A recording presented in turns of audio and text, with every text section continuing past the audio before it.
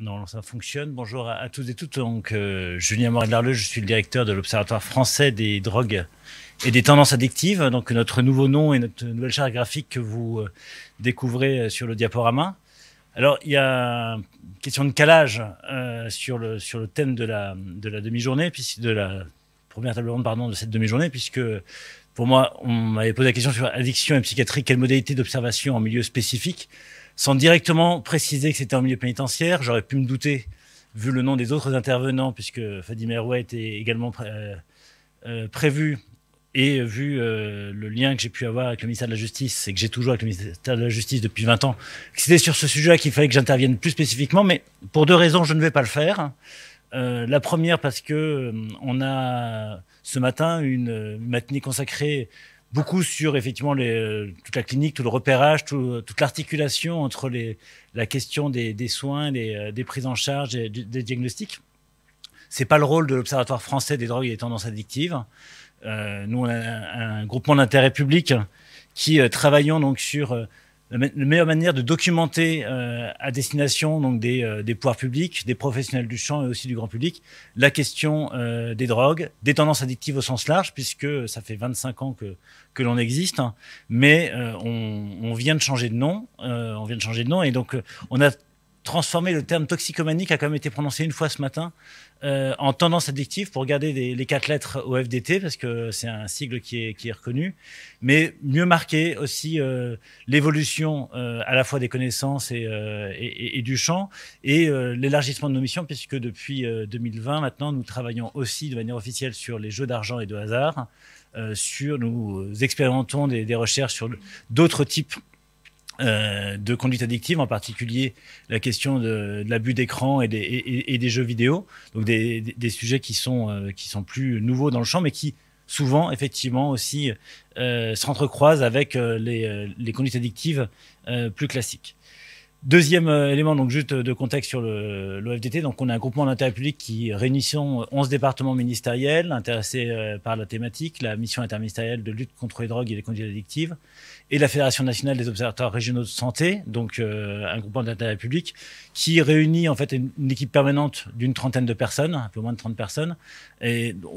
un observatoire public à vocation d'abord de manière indépendante, ça c'est un des points qui est régulièrement soulevé, de produire des données qui soient objectives, c'est-à-dire qu'on s'appuie pour cela sur notre collège scientifique de 20 membres qui ont une approche pluridisciplinaire de la question, de manière régulière également, parce que pour connaître les tendances, pour connaître les évolutions sur le long terme, donc depuis maintenant un quart de siècle, c'est bien de répliquer régulièrement des enquêtes, et c'est d'ailleurs un des points que j'évoquerai en conclusion de mon intervention.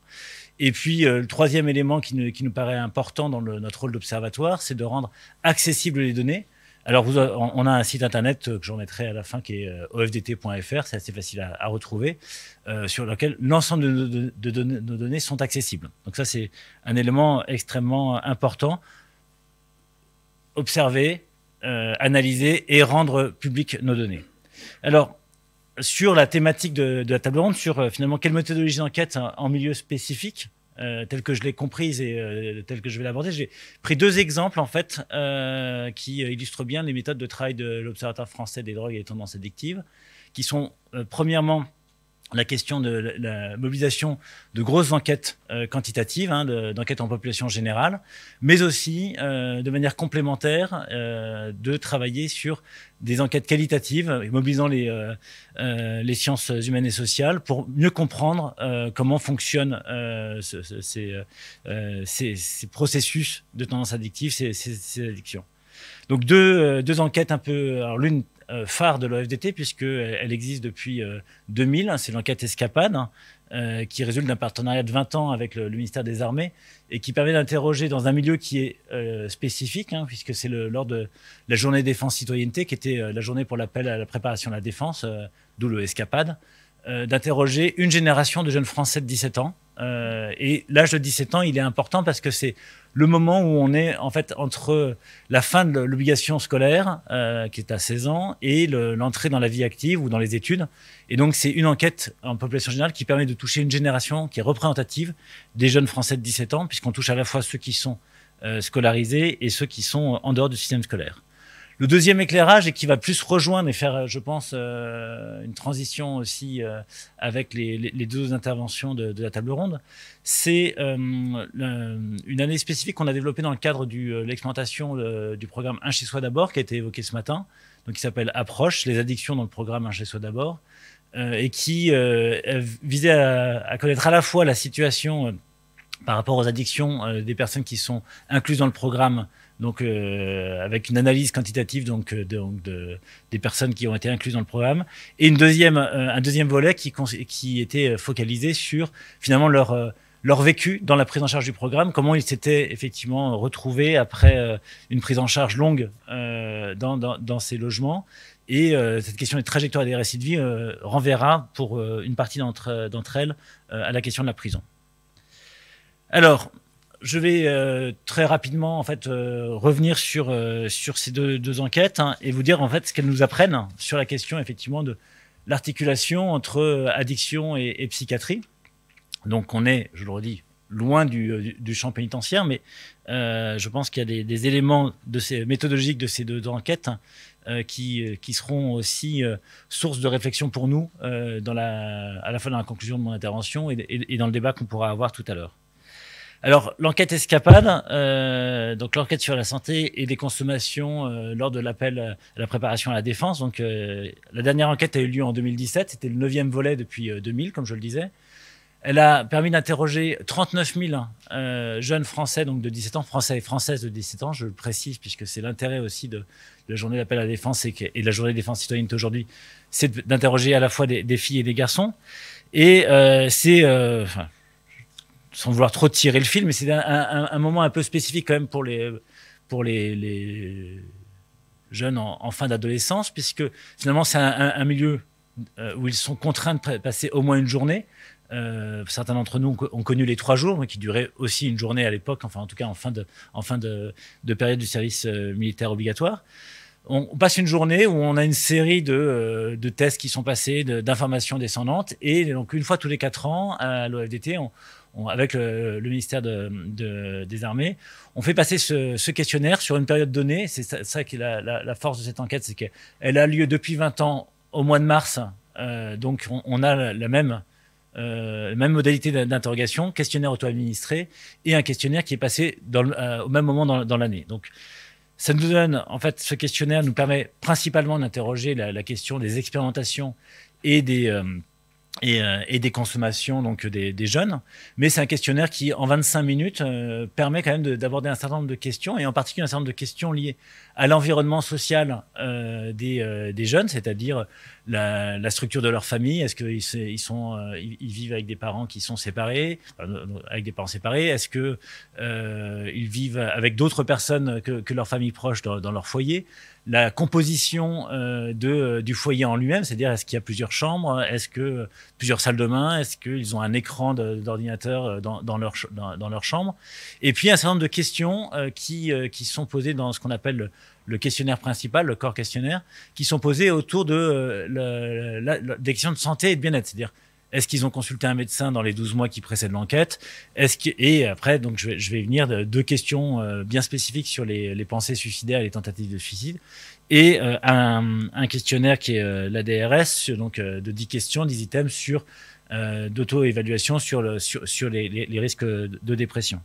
Donc, ce questionnaire, finalement, et des questions aussi très pratiques, on leur demande leur taille, on leur demande leur poids, on leur demande le nom de la commune où ils résident et le code postal, ce qui permet après de refaire des analyses territoriales par taille de commune. Donc, ce questionnaire très complet nous permet finalement, donc c'est une analyse secondaire du questionnaire qui a été faite en 2019, donc après le questionnaire de 2017, sur l'articulation et la situation par rapport aux pensées et aux risques suicidaires et par rapport effectivement à la dépression, qui est le facteur associé le plus important. Je regarde les psychiatres de la salle, je m'aventure, je ne suis absolument pas soignant, vous l'aurez compris depuis tout à l'heure, donc je suis un généraliste, voilà. Mais on sait par contre que la dépression est un des facteurs associés des risques suicidaires. Et donc à 17 ans, et c'est des éléments qui viennent recroiser d'autres enquêtes épidémiologiques qui ont été faites, on voit qu'on a quand même 3% donc des jeunes qui ont déclaré avoir fait une tentative de suicide dans l'année et 1 sur 10 qui ont pensé au suicide dans les 12 mois qui précèdent l'enquête. Donc là, c'est 2 questions très simples et qui ne vont pas sur la fréquence des risques suicidaires. Et avec après, on a pu croiser aussi par rapport donc aux facteurs liés donc, et aux analyses données par les réponses à l'échelle ADRS, un certain nombre de facteurs associés entre finalement ces risques et ces pensées suicidaires et la situation donc, de ces jeunes. Et on se rend compte ainsi qu'il y a un lien fort entre l'usage de substances autres que le cannabis. C'est un élément intéressant, c'est-à-dire l'alcool et les drogues illicites et le comportement suicidaire chez les garçons. Et chez les filles, on a les 2 facteurs qui ressortent de cette enquête, hein, sur l'environnement de ces jeunes. C'est le tabagisme quotidien et aussi, alors de manière un peu moins marquée, la question d'être en surpoids, puisque donc je disais tout à l'heure qu'on interroge la taille et le poids des jeunes. Donc on sait toujours que c'est de l'autodéclaratif, hein, on n'est pas sur du diagnostic, on est sur finalement une enquête qui est autodéclarative, mais qui permet quand même de recueillir la vision qu'ont les jeunes de leur situation. Et donc tout ça, ça vient souligner finalement pour ces jeunes à 17 ans des éléments qu'on a dans d'autres enquêtes, je disais, épidémiologiques, les points de fragilité de ces adolescents, mais aussi, et je vous renvoie donc à l'article du BEH qui a été publié sur le sujet, des points aussi de mobilisation pour les professionnels, des prises en charge, ou en tout cas puisque c'était une des questions qui était évoquée ce matin, finalement, comment on arrive à diagnostiquer, à voir ce qui ne va pas chez la personne qui consulte par son parcours préalable. Effectivement, des éléments de contexte socio-économique qui peuvent être éclairants. Alors, la deuxième enquête, sans transition complète, puisqu'on passe d'une enquête quantitative à une enquête qualitative et quantitative qui mêle les approches pour faire le lien avec le nom de l'enquête. Là, on est sur un projet qui était porté avec un financement de l'IRESP, la MILDECA, en lien avec une unité INSERM de Marseille et l'ERS Occitanie. Un travail donc autour de la fin de la phase d'expérimentation du programme Chez Soi d'abord, qui a été expérimenté entre 2011 et 2016 en France, avant de se développer. Et là, on est dans une situation où on est intervenu en fait à la fois sur l'analyse de la base de données des personnes qui avaient été incluses dans le programme pour traiter la question des addictions au moment de l'inclusion dans le programme, et puis des entretiens mis en œuvre là, dans un entretien qualitatif sur 4 sites. Donc dans 4 grandes villes qui avaient pris en charge donc des bénéficiaires du programme pendant plusieurs mois, si ce n'est plusieurs années. Sur un Chez Soi d'abord, ce qu'on peut dire d'abord, c'est que ça a été évoqué ce matin, on est sur un programme qui est inspiré par la philosophie du rétablissement, qui s'appuie sur des équipes pluridisciplinaires, donc ça renvoie aux thématiques qui ont été évoquées ce matin. Et sur la question des addictions, puisque c'est celle qui nous intéresse aujourd'hui, ce qui est intéressant, c'est que l'intervention de l'équipe, elle a pour objectif de promouvoir la santé, je cite, physique et mentale des bénéficiaires, mais l'accompagnement consiste avant tout à mettre en mouvement les personnes à partir de leurs choix,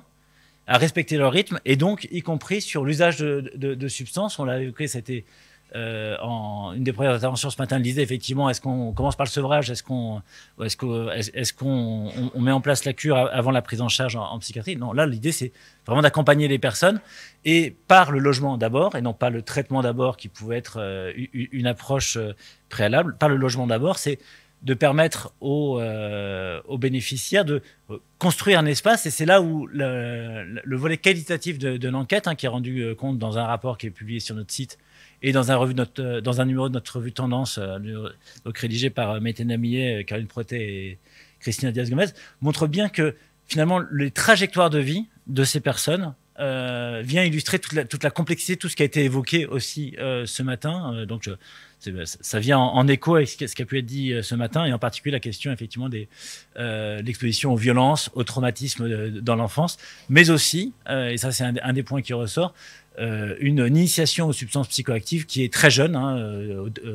à la fin de l'enfance pour certains, pour l'alcool, dès 9 ans ou au début de l'adolescence, entre 10 et 13 ans pour d'autres substances. Donc là, on a à la fois une cohorte à l'inclusion de 679 participants, dont plus des 2 tiers ont, dans le cadre de l'enquête quantitative, ont par rapport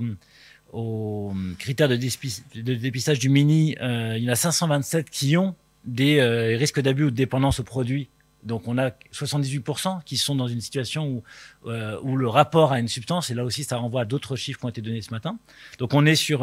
un élément particulièrement attentif, avec des éléments, donc un tiers d'entre elles qui représentent une alcoolodépendance, qui est la substance la plus consommée par ces personnes qui sont incluses dans le programme, avant le cannabis, qui est la deuxième substance la plus consommée. 2 facteurs associés pour ce public qui est majoritairement constitué d'hommes célibataires. C'est ceux qui ont les facteurs associés à un usage le plus à risque de substances, c'est des personnes qui sont entrées, effectivement, qui se sont retrouvées, en fait, qui sont plus jeunes que l'ensemble du groupe, dans un premier temps. Ça, c'est un facteur de risque. Et le deuxième facteur, c'est la situation, puisque donc un logement d'abord, c'est un programme qui s'adresse aux personnes en situation de précarité sociale atteintes de troubles psychiatriques, je vais le dire aussi simplement que ça, vous m'excuserez, et qui se sont retrouvés à la rue extrêmement tôt par rapport aux autres personnes du programme. Donc je vous envoie là aussi aux tendances qui a été publié donc en septembre 2019. Ce qui est intéressant, c'est que finalement, on voit bien que dans le cadre, et c'est un peu les éléments que j'ai mis sur le diaporama, dans le cadre des récits de vie qu'ils traduisent donc sur cette prise en charge et sur l'accompagnement pluridisciplinaire dont ils ont bénéficié, ce qui ressort clairement, c'est la nécessité d'avoir du temps pour à la fois trouver un espace qui soit sécurisant, et c'est l'extrait d'entretien que j'ai repris du numéro de tendance, et c'est le fait effectivement de prendre le temps aussi d'adapter ses consommations avant éventuellement de les arrêter, mais sans effectivement qu'il y ait ce prérequis qui peut effectivement créer d'autres difficultés dans la prise en charge. Et puis, pour pas être trop long, je fais donc quelques mots de conclusion. C'est deux illustrations d'enquête. C'est de dire que nous, donc Escapade, c'était le 9e volet. On fait le 10e volet en mars 2022, donc très prochainement, sur le territoire hexagonal. Et ça va nous permettre, de nouveau, avec les mêmes questions donc, du questionnaire principal, de pouvoir mesurer aussi, de mesurer les tendances longues d'évolution aussi des jeunes par rapport à ces questions à la fois de risque de dépression et de pensée suicidaire, aux risques suicidaires, c'est de mesurer les effets là, puisqu'on est en mars 2022, des effets pour ces jeunes de la crise sanitaire, puisqu'ils ont vécu les 2 dernières années comme nous, dans un contexte qui est compliqué, à la fois familial, d'un point de vue de leur scolarité. Donc là, on arrive à 17 ans, et donc les résultats de cette enquête seront particulièrement intéressants. Et puis, j'avais promis que je ferais un lien avec le milieu pénitentiaire. Donc, de la même manière, ce qu'on apprend de ces différentes enquêtes, c'est que ça nous a permis d'expérimenter un pilote en 2020-2021 d'enquête auto-administrée auprès donc d'un autre public spécifique qui est le public détenu. Donc c'est l'enquête qu'on appelle enquête sur la santé et les substances en prison, l'enquête Esprit, avec le financement du fonds Addiction et le soutien de la direction de l'administration pénitentiaire et de la direction générale de la santé, qui nous a permis en fait de tester un modèle d'enquête pareil que Escapade ou que l'autre enquête qu'on fait en milieu scolaire, qui est l'enquête en classe, c'est-à-dire une enquête où on interroge donc des personnes détenues. Donc on a fait un pilote auprès de 100 personnes détenues qui ont été tirées aléatoirement au sort aléatoirement tout court, pas au sort, tirées aléatoirement dans un établissement pénitentiaire. On les a convoqués, à l'issue du processus 62 questionnaires complets, donc on a un taux de réponse qui est assez élevé, et surtout on a pu tester un questionnaire où les personnes détenues ont répondu aux questions sur leurs usages et leurs expérimentations avant et pendant la détention. Et donc, sur la base de ce pilote qu'on a réussi à mettre en œuvre malgré la crise sanitaire, parce qu'on avait prévu de le tester dans d'autres établissements pénitentiaires au niveau national. On espère pouvoir lancer en 2022 un premier volet national de l'enquête qui interrogera 1000 personnes détenues avec un questionnaire donc, qui sera enrichi au premier semestre 2022 de questions qui peuvent aussi ressortir de la table ronde d'aujourd'hui. Voilà, je vous remercie pour votre attention et je serai ravi de parler santé, prison, personnes détenues et psychiatrie dans la discussion de la table ronde.